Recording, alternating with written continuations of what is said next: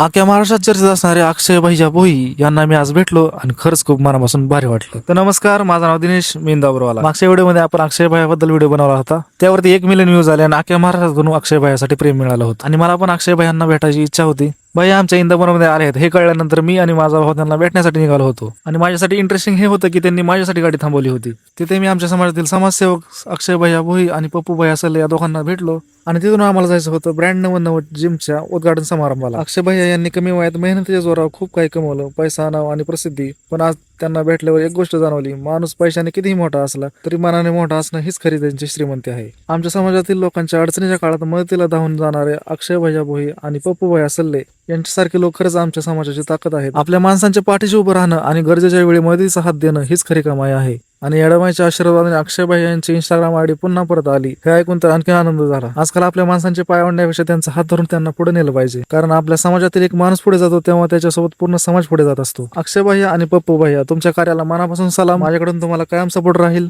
जर तुम्हाला हा व्हिडिओ आवडला असेल तर एक लाईक करा आणि अक्षय भैयांसाठी एक मस्त कमेंट करा.